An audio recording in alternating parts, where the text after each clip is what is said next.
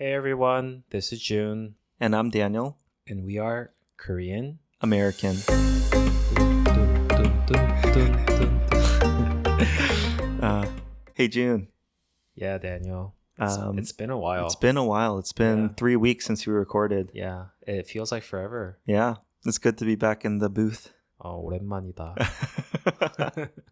And for our audience, if you couldn't tell, the last few episodes we released were recorded a bit back. Yeah. Yeah, so before we launched even our first episode, I think we had a backlog of about 10 episodes or so. Yeah, we have a lot in our back pockets. Yeah. Well, we're out now. Hence why we're recording. We have to record more. Hopefully it didn't break the flow too much. It definitely feels good to be back. But yeah, it's been a while. June, what have you been up to? The reason that we couldn't record for the past 2 weeks or so is because 3 weeks. 3 weeks was it? Sorry. Oh, including Chuseok, right? Yeah. It's because I went traveling to Tokyo for 6 days, which was good. The weather is amazing in Tokyo right now. It made me feel like, oh, maybe this is the perfect weather for human species to live in. If I ever had to create a planet, right? Yeah. And set up what is the perfect weather for humankind, I would say early October Tokyo. Wow. Can you describe it? It's like, I mean, this is a boring answer, but not too cold, not too hot. But how exactly, like, was it, I don't know the Celsius. Was So it it's like like 25 degrees Celsius? No. Is that hot? That's hot. Oh. Lower than that. I think it was max like 20. Okay. But that's like in like 2 p.m., which is like the max. Yeah. In the mornings and the evenings, it drops down to like under 15 Celsius. Uh-huh.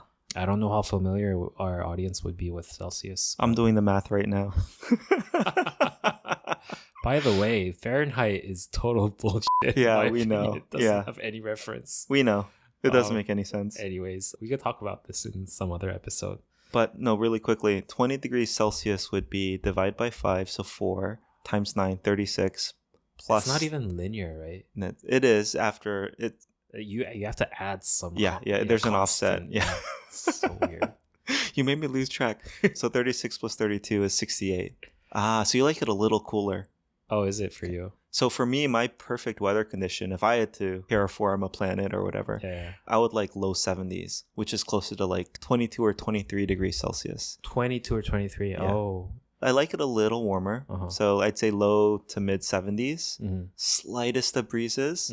No humidity. Zero humidity. Yeah. Anyways, we're actually going to talk about travel. Yes. Yeah. Japan is amazing right now to travel to. First thing, again, the weather is amazing. And then all the obvious things, right? People are kind, streets are very clean, food is amazing. But more importantly, for Korean people, the exchange rate is very favorable for Korean people right now. So everything is like basically 10% off for Koreans. And also most stores, they offer, what's it called? Tax-free? For foreign travelers. So everything's like 15%, 20% off, I feel like. Yeah. I think Korea is also similarly a great place right now for Americans. Yeah. The dollar's just very strong and the yen is just very weak. Yeah. And I think the won is somewhere in the middle. Yeah. So it's very interesting because let's say if I were to travel to Japan 20 years ago, which I have, I felt like everything's so expensive when I go to Tokyo. Yeah. Like, I can't afford this. Like this much for like a vending machine. Like it was insane, right? Yeah. But now if I go to Japan, everything feels like much cheaper than it's the other way Korea. around. Yeah. It's also because I heard that inflation hasn't hit yet. In Japan. Yeah. So the prices have not gone up accordingly. Yeah. So everything's much more affordable, which is good. Anyways, I also went to Disneyland for the first time. I've traveled to Tokyo, I want to say more than 10 times now. Yeah. Or maybe 20. June, we know. You mentioned Japan in every podcast. At least once. I like to travel to Japan. But it was the first time I went to Tokyo Disneyland. The reason why I haven't gone to Disneyland Tokyo is because I heard that I felt that I wouldn't have much fun as I would if I went to Disneyland in the States because I wouldn't understand the language, which is true. Yeah. A lot of the things you just don't have to understand the language and you still can feel it. Yeah. And also it's because this time of the year is usually when there are a lot of Halloween craze in Korea. But because of the tragic incident that happened last year, I think Halloween would be canceled for a good 2 or 3 years in Korea. Do you think, is that your prediction, 2 or 3 years? It's my prediction. Okay. I don't know. Maybe it's just going to just 1 year? Yeah. Yeah, Halloween is more or less canceled in Korea this year. Yeah. And so I kind of wanted to get the Halloween feeling, what would be a better place to feel Halloween than Disneyland? Right? There's interesting things about Disneylands all around the world. I think there are like 5 or 6 Disneylands. There are some attractions that are only exclusively in certain Disneylands, right? That makes sense. Yeah, so there's one I think it's only in Disney Tokyo, which is, I think, the Beauty and the Beast attraction, which I think it's their latest edition. They have like all their new technology. Yeah, that's cool. Concentrated into one attraction. Yeah, it's because like Disneyland lovers, I think, there's a reason for them to go to each one. Yeah. It's kind of like McDonald's, right? Yeah, when people come to Korea, there's like, oh, what's the Korea-specific McDonald's item? The bulgogi burger. Bulgogi burger, yeah. There's another one, iljeolmi fries. Injeolmi fries? Which they have injeolmi fries? I don't recommend. It's kind of gross. Interesting. Yeah, anyways, fun fact. At one point in my grad school studies, I wanted to apply for Disney Imagineering. Oh, that would have been cool. Yeah. I thought it was like the ultimate architectural experience. Yeah, for sure. Because like you give like a spatial experience in a very concentrated, impactful way for like 5 minutes, which I think was very interesting. Yeah. Anyways. Jun, when you go to Japan, I'm curious, what catches your eye when you're traveling as far as other travelers? Like, do you see Korean people around a lot? And like, oh, there's a lot of Koreans here. Oh, interesting. What I realized when I go to Tokyo, this might not be applied to all places in Japan, but Tokyo specifically, what I realized immediately is that there are a lot of more white people around. Like everywhere. If you go to a cafe or restaurant, you would see at least 2 or 3 tables with white people. Yeah. There. I don't know if they're American or European or whatever, but that's what I feel. Yeah. So you immediately notice more diversity. Yeah, it's much more international. Yeah. And I think like the store clerks, like cafe workers, their English is, I want to say it's more natural because my understanding is they're more trained with foreign customers. That makes sense. Whereas like Korean people, their English is more like school taught. Yeah. Because they don't really have a lot of real experiences. Interaction. Yeah. Yeah. Like their expressions were more natural, I think. Korean people, so I specifically chose a time where there wouldn't be a lot of Korean people because of like the flight prices. So I went right after like we had a very long holiday, and I specifically went right after that. Yeah. So I didn't see a lot of Korean people. Yeah. And there's like a weird thing. I don't know if this applies to you. Sometimes I feel kind of like embarrassed meeting other Koreans in a foreign land. Yeah. I don't know why that is. Yeah. It's like, like I don't want to be seen as Korean. Like do you know what I mean? Is it because you feel too basic? I'm just going, like all the Koreans come to Japan or Vietnam. Maybe that's it. Yeah. Like let's say if I met a Korean person in like whatever Zimbabwe, I think I would feel happy. That would be cool. Yeah, like, we're both here. Wow. Yeah. But like in Japan, I feel like, especially if you go to a restaurant and you feel like 80% of people are Korean. Yes. It's like, I'm just another one of these Korean travelers. Yeah. This is totally a tourist trap. Yeah. Speaking of travel in Korea, it became crazy after COVID. I've heard in the news that in Q1 of 2023, more than 10 million people traveled abroad. Oh my goodness. In Korea, which is crazy because the people who have traveled abroad in the entire year of 2022 was about 1.8 million.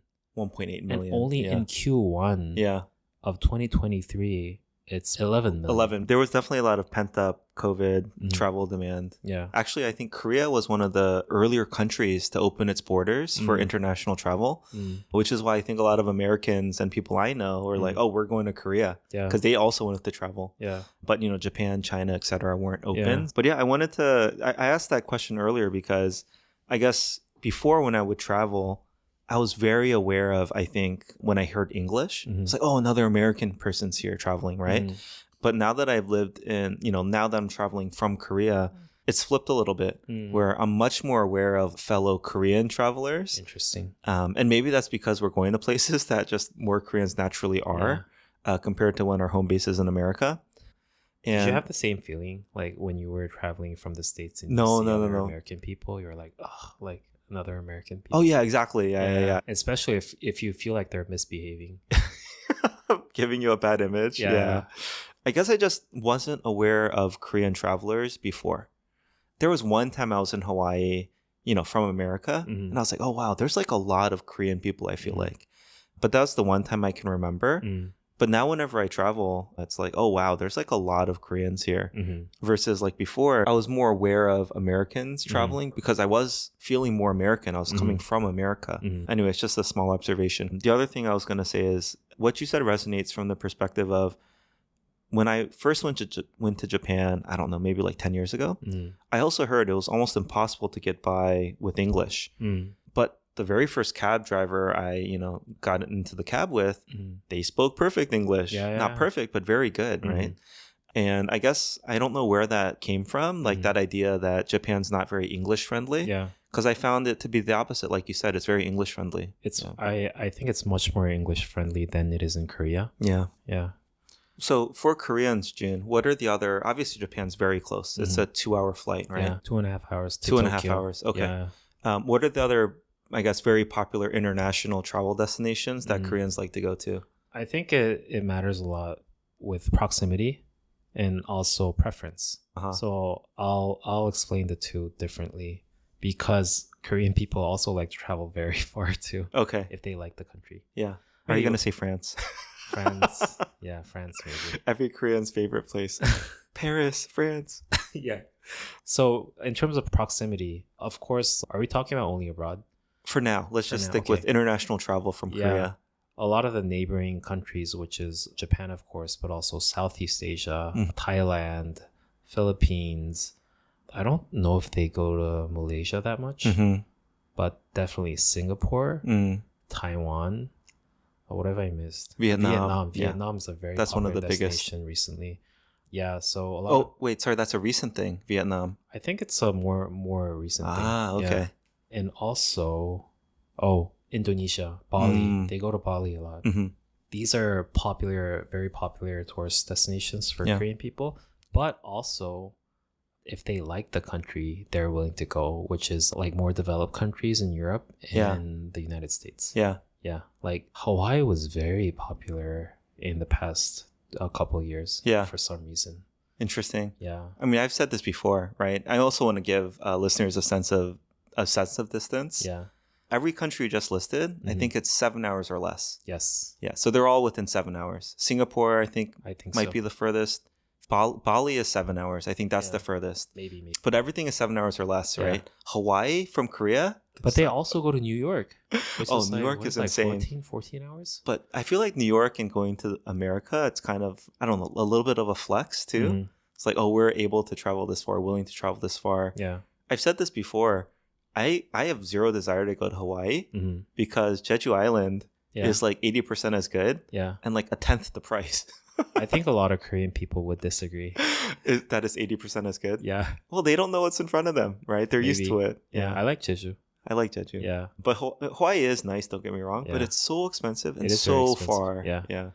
Everyone who, like, I have a lot of friends who went to Hawaii in a couple of years. All of them, they say two things. It is so good. Yeah. And it's so expensive. Yeah. We've talked about this in our proximity episode. But, flying East Coast to West Coast in the U.S., it's a 6-hour flight. Yeah. From Korea, we can go to all those countries you listed for 7 hours or less. Yeah. So it's really not that far, and it's not that crazy to travel to all these countries. I see. From America, right, the only nearby countries we have are Canada to the north, which is, good for skiing. Maybe you can go to Montreal for some French immersion or whatever. But outside of Toronto and Vancouver, not much to do. And, well, maybe I shouldn't say that. But you can go north to Canada. Or you can go south to Mexico. Yeah. And, you know, there's more, right? There's the Caribbean. A lot of Central America is accessible as well. But yeah, a lot of people, the most popular, I guess, travel destinations are just going to be Mexico. To be honest, if you want like a beach vacation. What about South America? I was always jealous of American people because they can travel to South America easily. I don't know the numbers, Jun, but I would suspect very few people have been to South America. Interesting. Because, you know, like geographically, the furthest destination from Korea is South America. Oh, really? Yeah, I heard it takes like 24 hours or something. That's crazy. Yeah. So I was always jealous, and I regret not having to go to South America. Oh, when you were in America. Yeah. Well, Americans don't really go. Have you been? Never been. I would want to go, but I've never been. Which country? What's the one with Machu Picchu? I think I would really want to go to Peru or Brazil, of course. Yeah, Brazil. Yeah. I always wanted to go to Argentina. Oh yeah, Argentina would be nice too. Yeah, it's like talking about currency exchange. I heard that you can live like a king there now. But Jun, I feel that's the same with a lot of Southeast Asia too. Southeast Asia. Yeah, when I went to Vietnam, getting there wasn't crazy cheap, but once you're there, everything is super cheap. Yeah. The thing about Southeast Asia is that they're very tourist focused countries, so that a lot of the times they would have prices differently for foreign people and local people. Yeah. So the actual prices for tourists are not that cheap, is what I realized, unless you go to like a very local marketplace. Yeah, I see. The one thing I wanted to add just for completeness, if you live on the East Coast of the US, I think Europe is fairly accessible. So yeah, you can hit Europe pretty easily. Cool. West Coast though, add 6 hours to whatever. So it's now a very long flight. Yeah. I realize people living the West Coast, they don't have a lot of adjacent countries to travel to. Yeah, really, they have none. And that's what makes Hawaii so appealing. It's about a 5-hour flight. And it's, of course, awesome. But so you used to live in the West Coast for some years. Yeah, I grew up on the East Coast, and then I lived in the West Coast for 16 years. Yeah. What were some of the international travel destinations when you were living in California? Yeah, just like I said, from the East Coast, Europe is more accessible. From the West Coast, Asia is more accessible. So not that it's an easy flight, but 12 hours is much different than 17. Yeah. So yeah, I think Asia is typically where you could go more easily from the West Coast. Also just Mexico. So a lot of the Mexican cities like, Tijuana. I see. If you live in LA, you can even drive there very easily, right? But what about you personally? Oh, personally? Yeah. Trying to remember life back then. It's been too long, Jun. I need to go back and think. Well, one thing that I'm very curious about travel culture in America is I feel like, especially in my age, traveling internationally is a very common thing. And I think also I feel like it's disproportionate compared to like the income and everything, but people just like overspend and travel. Yeah. I think from Americans, again, I think there are many Americans who just never leave America. Yeah, and if they do, they go to Mexico. And so I think that's very common just because America itself is so large. Yeah. And like you said, it's very expensive to travel internationally. Yeah. Maybe we could also talk about internal, like within the country traveling. A lot of people just travel to different states or different areas within America. Yeah. So interesting. It's convenient, right? Like you don't have to deal with exchanging currency, having a passport up to date. Yeah. And don't get me wrong, of course, plenty of people who have money will travel all over the place. But I think your average American, they might not ever leave. Is the same not true for Koreans? Like most people not leaving? Yeah. I think especially, I don't know, I can only talk for myself and similar demographics. People in my age, they travel a lot. Yeah. And I feel like Instagram has something to do with it. Yeah, I believe so. Yeah. They're just, they see all these awesome places. Yeah.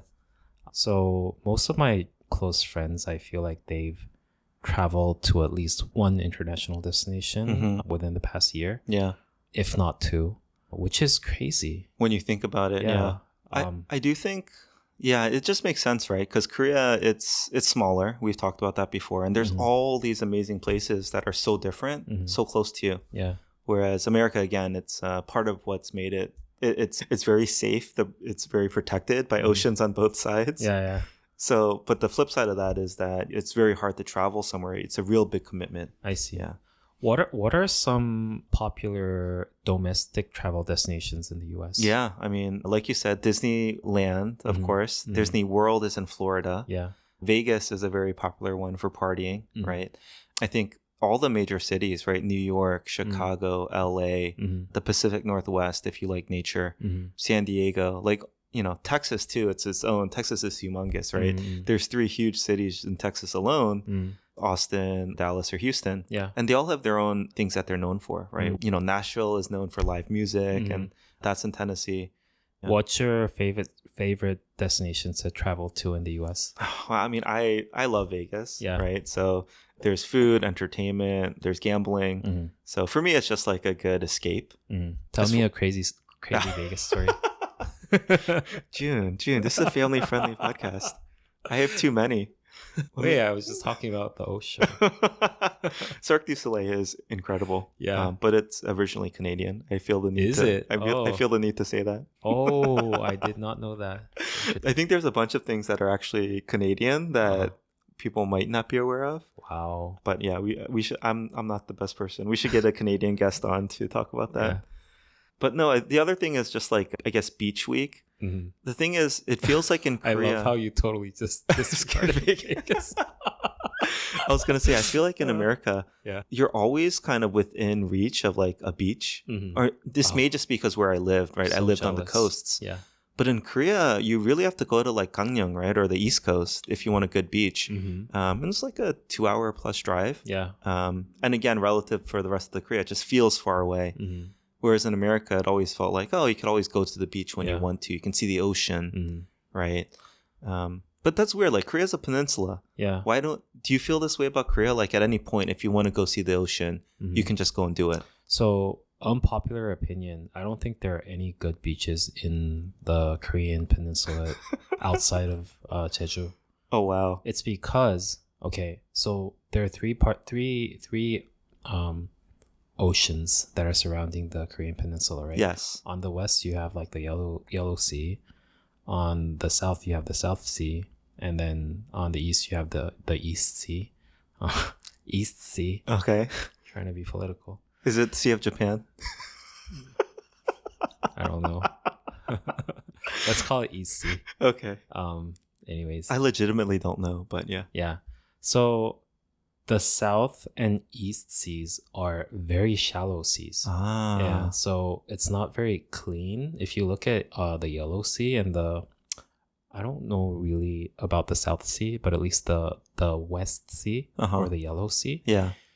It's usually not that like clear looking. Clear, I see. Yeah. It's like greenish. Yeah. Something. Because I think it's because it's so shallow. Yeah.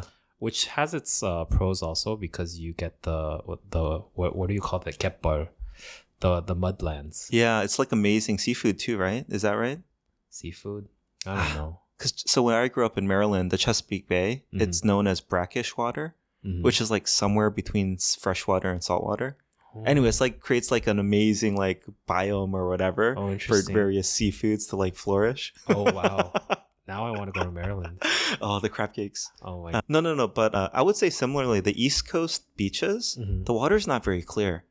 I don't think I ever saw clear water until I went to like the Pacific Ocean. So in my understanding, the East Sea has better water, but their shores are not that good. Yeah, interesting. Now their shores are so too narrow. Yeah. Wait, but the East Sea for Korea is the west coast of is more connected to the west coast of the U.S., right? Yes. Yeah. Maybe I'm biased by just the beaches I've been to, but I've never seen like really crystal clear, amazing water until traveling to like the tropical regions, right? So I think I remember a beach in, was it Thailand? Like Phuket or something. It's just ridiculous, right? Like this is amazing. It's crazy, yeah. The other thing to think about is like whether the water is cold or warm too, right? And until you get to the tropical areas, the water's not going to be warm either. So you can't really go in. I see. Unless you're in a wetsuit or whatever. Yeah. So I think there are a lot of good beaches in Jeju. Yeah. Like you can get a sense of like those tropical oceans a little bit. Yeah. Tropical beaches a little bit. The reason why I said that there are no good beaches in the mainland is because if there are any, there are too many people now. Overcrowded. Yeah. Like with the parasols. Coca-Cola, Coca-Cola, Coca-Cola. We should talk about beach culture in general. Yeah. I think it's quite different. Mm-hmm. Yeah. Anyways, why were we talking about beaches? Oh, because you had good beaches in California. And what's awesome in America, I feel like, is even within America, no matter what you want, whether it's a hike or mountains or lakes or, if you want to do something like fishing or stand-up paddleboarding or surfing or jet skiing, whatever, right? Like you can find some place nearby to do it, is my feeling. I see. But I guess I just don't understand. I think Americans maybe just are more into outdoor activities like that. Because Korea, for sure, it's accessible, right? Like it's not a big country and there's so much water surrounding it everywhere. If you want to go see water or play with water, you can do it. Mountains-wise, I mean, the Korean Peninsula is as rocky and mountainous as it gets. They might not be as big as some of the mountains in the US, like the Rockies or whatever, but there's mountains everywhere, right? Like, but again, my feeling is that Koreans don't take advantage of it, right? Why don't they want to go see the mountain on a weekend trip? Why don't they go see the water, the ocean? Or maybe they do and I just don't know. I think they do, but for a long time, it was considered as an old person thing. For a very short amount of time during COVID, it was trending amongst the youngsters. Yeah, we mentioned that. Yeah, to go hiking and camping. But I think that there are a lot of people who hike in Korea. And I think Korea has very beautiful mountains. For sure. Yeah. Have you been to Jirisan? I don't think so. It's one of the biggest national forests in Korea. It's beyond beautiful. You should travel there. Where is that in Korea? It's like somewhere in the middle. No, really. It's like somewhere in the middle. Yeah. Interesting. And speaking of mountains and water resort, I think one very unique water experience in Korea that you can get is the kegoks. What's that mean? Like the valley water. Okay. Have you been to a kegok? I don't think so. It's like where water flows like... A waterfall? No. It's like when the water flows within the valley, in the valley of mountains. Yeah. It makes a lot of like interesting terrains and stuff. And sometimes you get a little pool stuff and a lot of people go there for summer vacation. Oh, cool. Yeah. I think I would love that. Yeah. Anyways, we're talking about travel.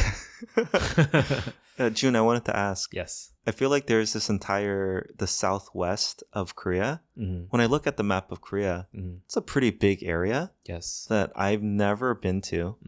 I don't think I know anyone who's been there. Yeah. But why is that, right? Like Korean Peninsula is not that big. Land is at a premium. Yeah.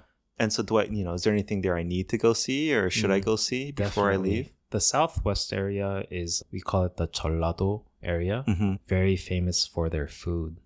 So there's a saying, if you go to Jeollado, just don't ask for what's a good restaurant. Just go into any restaurant. Like they say it in Italy. Yeah. Like you can go to any restaurant. They're all going to be good. Yeah. Their food is really good. What else is there? Sorry. There's an area called Suncheon in the Jeollado area. Yeah. They have a very beautiful galde field. I don't know what galde is like. You know those like wicker? Wait, let me quickly Google. June, we're not a podcast that researches. We just say whatever we think. Oh, reeds. Oh, reeds. I see. Very beautiful. I can picture it. Yeah. And there's Posong, which is famous for their green tea fields. A lot of interesting, fun tourist travel destination. The cool thing about America, I would say, is a lot of the different cities, they were maybe founded by or different immigrant groups like gravitated there, right? So you could say LA, for example, has like amazing Korean food. Now it's spread, but it used to be if you want Korean food, you go to LA. Yeah. If you want Cajun cuisine, you go to Louisiana, right? And kind of each city, Texas has Texas barbecue. St. Louis and other central countries have their own barbecue, right? And I'm wondering in, Korea, it's more homogenous, right? So you maybe don't have that variation. So just another reason why, like, you can travel within America and get all these different experiences, whether it's the geography or the nearby food that feels different or unique. Whereas in Korea, I've traveled to different Korean cities, and maybe I'm just not aware enough to notice the differences. But they all feel pretty similar to me. Even when I went to like Busan or whatever, like it feels similar. I think, it's partially true. Yeah. Because Korea is such a small country. So growing up, you get to hear about like what city is famous for this and that. Korean people basically know all that, but because it's such a small country, it's not something that you can only get there, which takes away a lot of fun traveling there. Yeah. But still, there are things like, for instance, like you name any fruit, there's a city for that. That where it's known, yeah. For instance, like the most famous thing, Jeju is famous for their gyuls, tangerines. Yeah. Halabong. Yeah, like it was like I talked about Boseong, which had amazing green tea fields. They're famous for their green tea, obviously. Like Naju, it's another city in Jeollado famous for their pears. Yeah, so I think growing up, if you know this, I would, if I go to certain cities, you try to eat that. I try to eat that. Yeah. I guess that's similar. You go to Busan and you get the Daejigukbap. Yeah. Exactly. What was the spicy chicken dish that we got? That also has a famous place. Chuncheon? Oh, Chuncheon 닭갈비. 닭갈bi, right? Yes, yeah. exactly. See, I'm starting to learn. Yeah, slowly. Yeah. Interesting. Let's see. Oh, I also wanted to note, there are certain places that are very easy for Koreans to travel to. I'm thinking Vietnam. Yes. Koreans don't need a visa to go to Vietnam, whereas Americans do. And so when we were booking our Vietnam trip, it was kind of a huge headache because we are American passport holders, right? So it's just one of those small things that I guess, I don't know if Vietnam's going to ever be a huge tourist destination for Americans just because of that. Yeah. But I know it's probably the number one, maybe behind Japan, number two destination for, I think, Koreans to go to because of the ease of travel. It's just so simple to get there. Okay. Interesting fact. I heard that the Korean passport is the third powerful passports in the world or something. Yeah. Our friend after Singapore in Japan or something. Yeah. Our friend AM, who recently had a kid, he could have probably gotten that kid one of three passports: a Canadian passport, an American passport, or a Korean passport. Yeah. So I remember we were having a little back and forth about which one and why would be best to get. They still opted for the American one. But yeah, when you look it up, the Korean passport is more powerful as far as where you can go without a visa. I think he made a right decision. Wait, why do you say that? Because I think passport power, because passport's also nationality. Yeah. So passport power, if you only talk about how many places that you can travel without a visa, of course, Korea is the better one. Yeah. But your nationality also, there's a power of nationality. All I know is the U.S. is one of the very few countries in the world where they always require you to pay taxes, whether you live there or not. Oh, I see. By being an American, you are signing up for a lifetime of paying the American government taxes. Whether you live there or not, whether you make money there or not, you're always paying taxes. Is it only if you're a citizen or is it also applied to green card holders? I believe citizens. Yeah. But I suspect if you aren't paying taxes, you're very much at risk of losing your green card. So. I see. That's why I heard from Korean people living in the States, I heard green card is the best option. Yeah, versus not getting the full American passport. Yeah. It's less committal, I think. Yeah, that's its own thing. But travel. So a huge part of American travel culture, I guess, is a road trip. So, you all climb into the car. Yeah. 10 hours drive from Maryland to Florida to go to Disney World, let's say. That kind of thing, at least growing up, it was quite common. And a huge part, right? You come up with games you play on road trips. Nowadays, of course, it's going to be people staring at their phones or looking at a in-car entertainment DVD or whatever. Sing-alongs. Yeah, but back in the day, there were all these travel games you played. Yeah. There was also my cousin when I visited him maybe 15 years ago. His dream was to go to America and do a crazy road trip, see the whole country, visit all the landmarks. And I don't know if that's something that's fantasized about for Koreans because it's not something you really do here. But yeah, I mean, are road trips a thing? What do you do when you travel as a family, let's say, and you have hours with just your family, nothing to do? Only thing that comes near a cross-country road trip in the States in Korea is traveling to your hometown during the holidays. That's the only time that'll take more than 5 hours to go anywhere. Yeah. But other than that, especially with the bullet train networks and everything in Korea, like Seoul to Busan is geographically almost the farthest that you can go. Yeah. I think it takes like 2.5 hours. So it's not that long. And you're saying the long travel time is due to just basically traffic, right? There's so many people. Yeah. So you would play the car, like maybe car games during those times. Yeah. I haven't done that in decades. I wonder, have you been to Europe, June? Yes. I've never been. You've never been to Europe? Never. Oh. I was travel deprived as a kid. You're missing out. Especially growing up on the East Coast. But I wonder, I'm just thinking, like, my perspective is a lot of the European cities are all connected by train, right? And so it's also very accessible. I think fairly open borders, right, between countries. Like, you can travel pretty freely. So maybe that's a little bit, it's somewhere in the middle, right? Whereas it's kind of the geography and layout, and you travel by car or train like you do in America. But it's like Korea, where it's all different countries with different cuisines and different like cultural things more so than in America, which is one big country, right? So, speaking of traveling to Europe, the reason why I went to Europe, and I think this applies to everyone who grew up in Korea, this is very interesting travel culture in Korea. There's a thing that you do. There are several things that you do in college, and one of them is Europe 배낭여행, which is Europe backpack traveling. Backpack traveling specifically, yeah. So what college students would do, almost everyone in Korea, they would like save up your allowance or do like alba, which is like part-time jobs, and save up money, and then during summer break you go to Europe and you do like a pilgrimage. Yeah, so you did that. Yeah, I did. Yeah, you stay in the hostels, like the cheap places, and exactly. Just backpack. Yeah. I think a Euro trip, of course, there's even a movie and, America made about it. So that was also kind of this very like fantasized type experience. Yeah. But I never did it. Yeah. Interesting. But yeah, you're supposed to do it. Like, exactly. You're in college. Yeah. You backpacking, staying at hostels. Yeah. I wanted to be a little bit different when I was in college. So I opted out to do the train thing, and I rented a car. Oh wow! You drove throughout Europe. Yeah, it's actually it ends up becoming cheaper if you rent. Yeah, but can you drive a rental car from like one country to another? Yes, you can just cross borders. Yeah, exactly. I clearly have never been to Europe. Beauty of Europe. Let's see, what else would travel?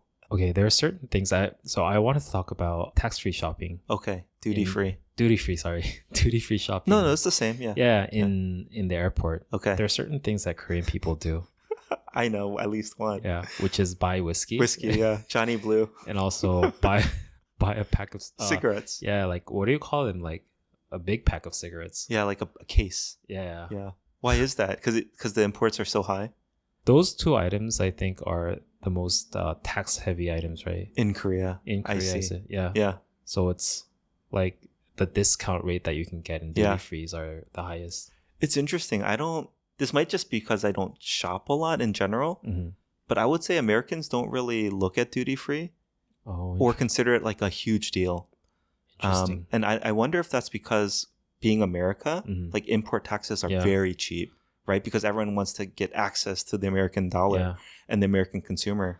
But I would think it's the other way around. Yeah. I think it's only the Koreans who make it such a big deal out of the duty frees. If you look at the duty free shops in the Incheon airport, it's like one of the best Koreans in the world. Yeah. That's its own funny thing, right? Yeah. Like I was gonna say, so Costco. For whatever reason, I was in the U.S. talking with a Costco employee to get my rebate back or whatever. But he was telling me 3 of the top 10 Costco's by revenue or whatever, they're all in Seoul. Yes. Yeah, so Koreans love Costco too. We love Kirkland. I think Koreans love a good deal. Do you have a Costco membership? Of course, yeah. 100%. I don't. Well, you can come with me. That's one thing I miss about the U.S. I used to go every 2 weeks, very regularly, spend hundreds of dollars. Of course, you can't go to Costco and not spend $200 anymore. But that was like, I just really looked forward to it. That was my rhythm.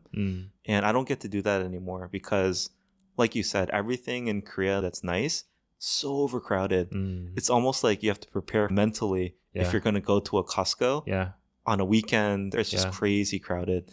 But I do like it because it gives me a little bit of a sense of America. That's what I miss about the States the most. Like scarcity of demand, I think. Like we were talking about beaches, right? And you remember the beach that we went when we went to San Francisco? Oh yes, Half Moon Bay. Yeah, like it was a very beautiful beach. Yeah. And what I was thinking the whole time was that if this beach were in Korea, there would be hundreds, if not thousands of people in a grid pattern of parasols.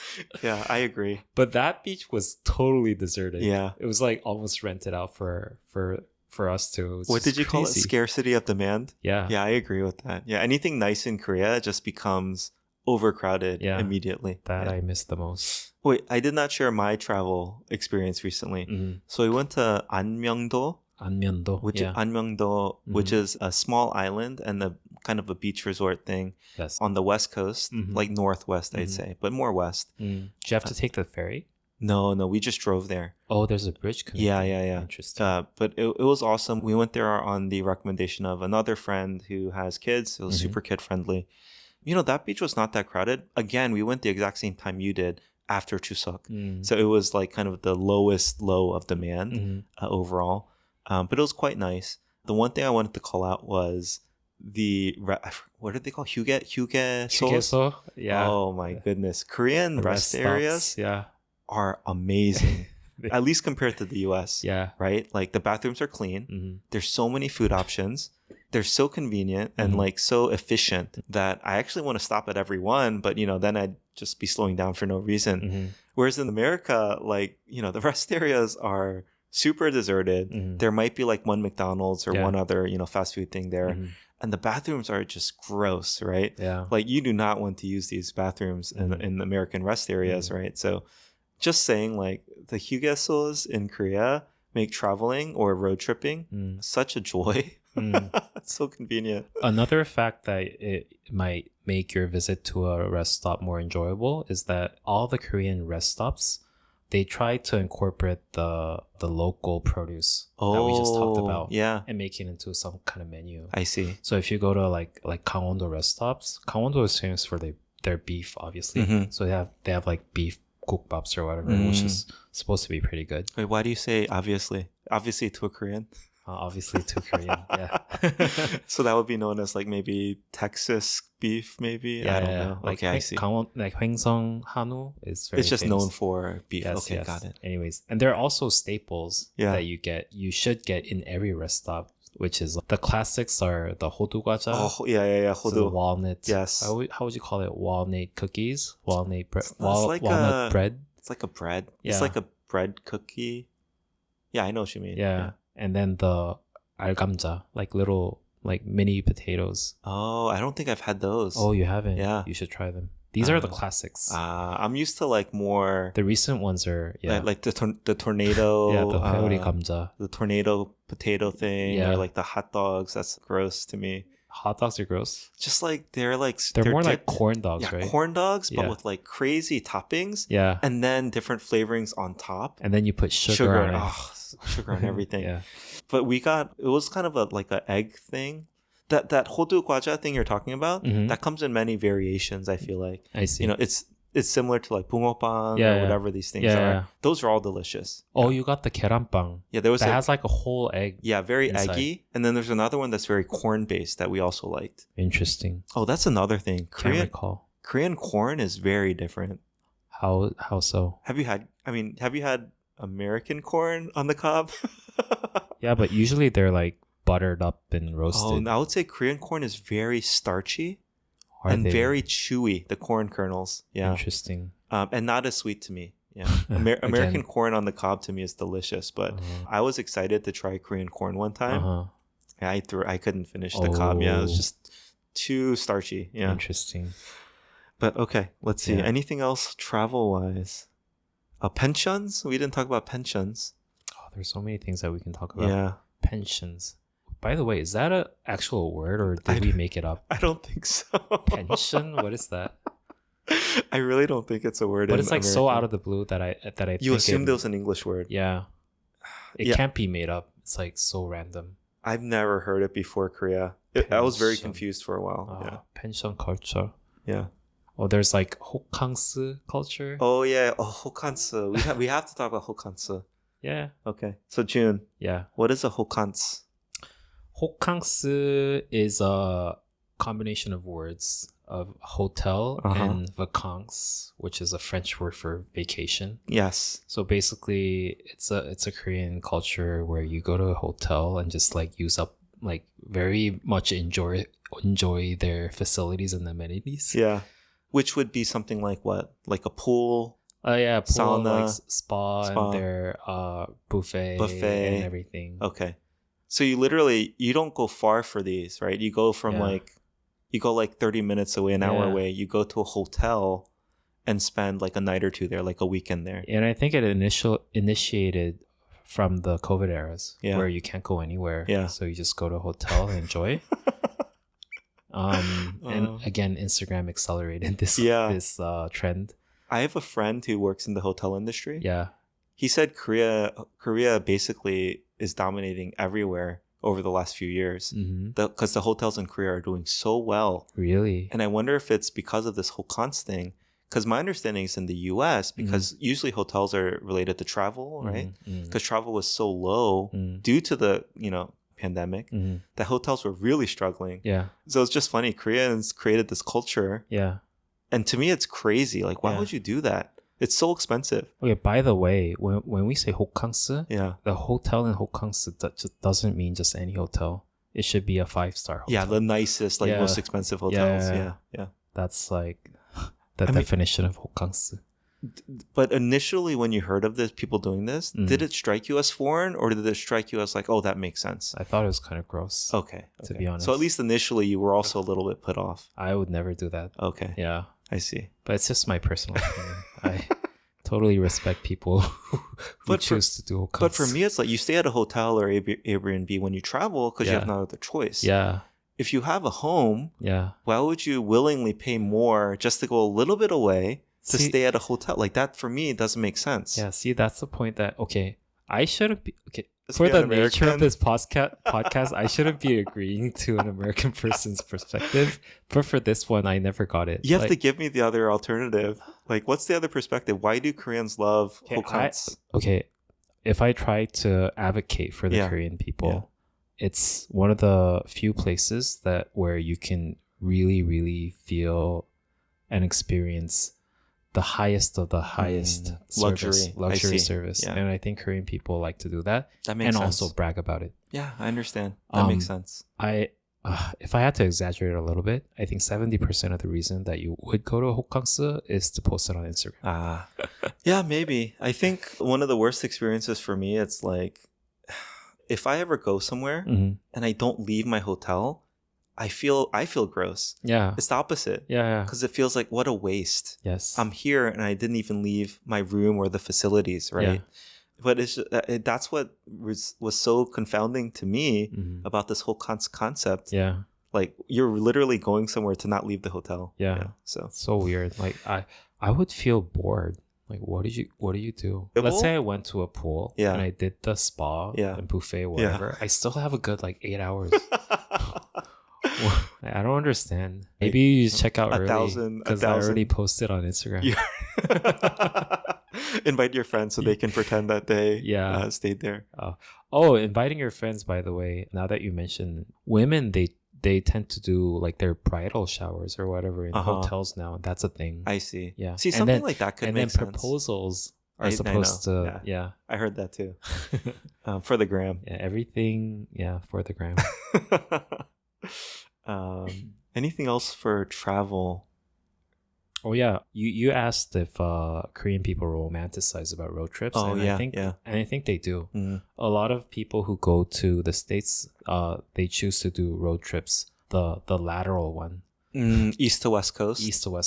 But even with that, there's so many routes. If you could go along the northwest, you could go along the south. You could cut through the middle. So I'm pretty sure there's an optimal route that Korean people share. I am 100% sure. Yeah. Why did you go to that route? Yeah. You should go to this route and then go to these cities and you have to eat this and this and this. Yes, all Koreans would like to follow totally the same itinerary. I've done a vertical one, north to south. You did? Yeah, but when I was 6 or... Still? Yeah. From SoCal to Seattle? I was too little to remember the exact route, but we rested at all the AAA camping sites. Oh, yeah. And they used to camp. We had a tent and everything. That's awesome. Yeah. Yeah. RV culture too. I don't think Korea has RVs? Have you seen like these big campers? Well, I think what Korean people do with RVs is that they import used up RVs from the States or whatever. Yeah. And they make it into like a not moving caravan and use it as a glamping site. Yes, okay. I know this because I went to one recently, I think. Yeah. So I reserved like a so-called glamping caravan or whatever. I don't understand in a country that's as beautiful as Korea. Why do they need glamping? Like, why they should just have camping? You can make it convenient, but there's this weird. I think Koreans really always prioritize comfort over everything now. It's because if you want to go camping, you have to have all the equipments. Yeah, I see. And talking about equipments in Korea, if you're getting equipments, you have to have all the good ones. Yeah, you have to get good equipment. Yeah, so there's a hurdle. Yeah. So I think a lot of people choose to just do glamping. Anyway, I think that's all the time we have for today. Yeah. There's probably still a lot of stuff we missed, but yeah, thank you all for listening. We now post our these podcasts also on YouTube. We do. I think I got through the whole backlog finally. But yeah, follow us at Instagram at Korean American Podcast. We now have a Patreon. We do. I feel like I should create a generic plug here. But if you'd like to support us, if you think this show is worth 25 cents, please consider donating $1 a month at our Patreon. It'd go a long way towards keeping us motivated and able to do this. Speaking of YouTube, we're debating between the two of us whether we should do video or not. So please leave it in the comments if you want to see video. Yeah. But yeah, thanks for listening. We hope you enjoyed. Hope to see you next week. Bye. Bye.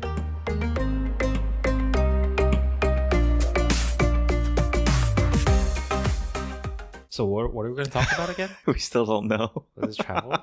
Should we do travel? This should be our blooper. Jun, you can't premeditate the bloopers. Oh, okay. It ruins it.